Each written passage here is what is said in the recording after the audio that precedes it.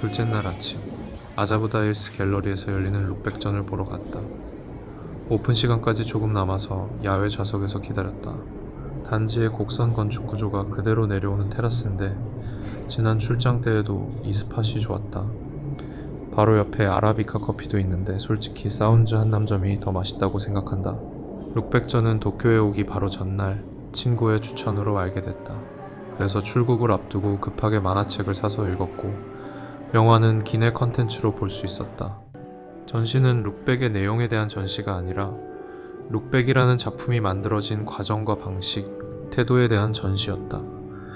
핵심이 되는 단어는 선, 즉 드로잉이다. 보통 애니메이션은 초반 드로잉에서 생긴 덧선이나 겹치는 선을 말끔하게 만드는 후반 작업을 한다고 한다. 그런데 룩백은 그 단계를 생략했다. 그래서 원화의 느낌이 남아있다.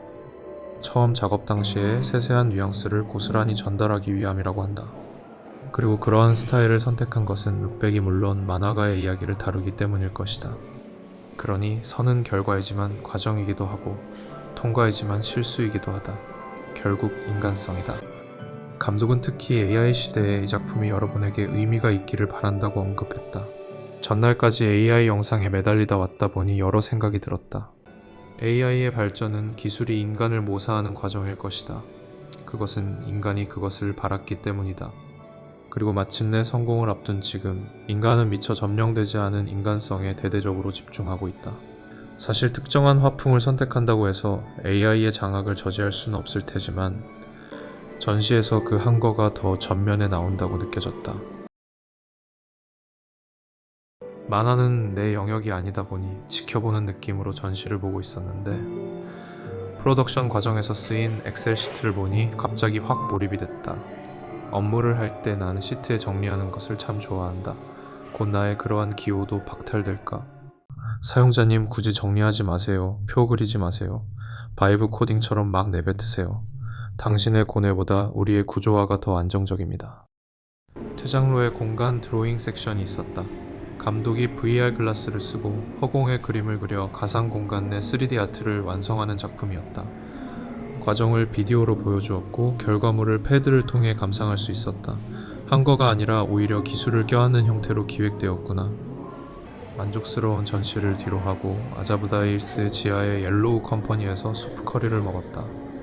지난 출장 때도 먹었는데 또 먹어도 맛있었다. 그런데 12시에 미용실을 예약해놔서 좀 급하게 먹었다. 현지 느낌의 경험을 하고 싶어서 출국 전부터 예약해둔 오모테산도의 미용실이었다. 일본 남자 머리하면 떠오르는 뾰족뾰족한 스타일이 될까봐 바버샵 포지션의 곳으로 찾았다. 미리 준비를 해서 갔는데도 일본 소통이 어려웠다. 결과는 무난했다. 오모테산도에서 조금 걸어서 하라주쿠에 있는 이요시콜라를 갔다. 레퍼런스 찾으면서 많이 봤던 곳으로 수제 콜라를 판다.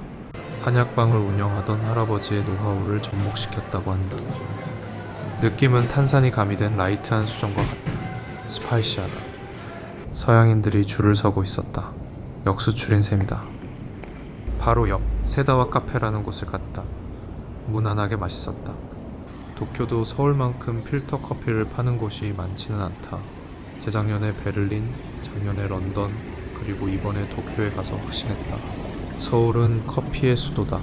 맛있는 카페의 수와 접근성이 월등하다. 유명한 하라카도 건물에 있는 목욕탕 고스기위에 갔다.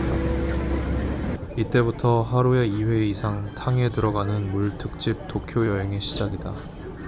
번화가 대로변 상업공간에 목욕탕을 입점시킨 것으로 주목을 받은 곳이다. 예상보다 시설은 많이 작다. 대신 인테리어가 귀여운 느낌으로 세련됐다. 코인드라에게 쓸 동전을 가져가지 않아서 머리를 못 말렸다. 하라주쿠를 벗어나 메이지 신궁을 찾았다.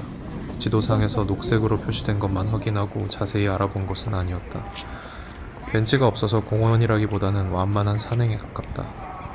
내내 사람이 붐비는 도시 풍경만을 겪다가 큰 자연이 도래하니 확 트이는 기분이었다. 경복궁 같은 포지션인지 외국인 관광객이 많았다. 메인 게이트처럼 보이는 지점에서 큰 나무 두 그루가 대칭으로 놓인 장면이 예뻤다. 오늘 일정에서 쉼에 해당하는 지점이라 공부를 따로 하거나 현장에서 글씨를 잘 안 읽었다. 그래서 오히려 편집을 하는 지금 검색을 하고 있다. 의외로 1920년에 천황 부부를 기리기 위해 지은 근대적 신사라고 한다. 관광적 맥락은 비슷하지만 경복궁 같은 고궁은 아닌 것이다. 메이지 신궁 그리고 요요기 공원 근처를 지나서 리틀랩 커피라는 곳으로 향했다.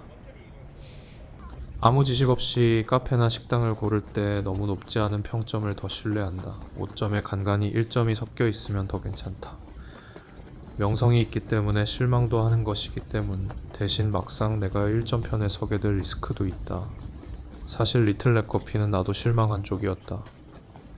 많이 걸어서 체력이 바닥났고 일정도 바닥났다. 최근 도쿄 여행을 계획 중인 친구에게 즉석 추천을 받았다. 좀 더 걸어서 니시하라에 있는 물펜이라는 소품샵, 그리고 니하오라는 만두 가게를 갔다. 소품샵은 많이 비쌌다. 내가 중심부를 위주로 다녀서 그런지 도쿄는 참 자본주의적이다. 소비할 수 있는 대상도 빼곡하고 가격대의 상한선도 열려있다. 그런데도 얄밉게 태연한 느낌이 있다. 만두는 물만두와 튀김 만두였다. 솔직히 1인분은 아니었는데 다 들어갔다. 여행 브이로그를 스마트폰으로 찍으면 배터리 문제가 크다. 금방 바닥이 나서 더 찍지 못했다. 둘째 날 끝.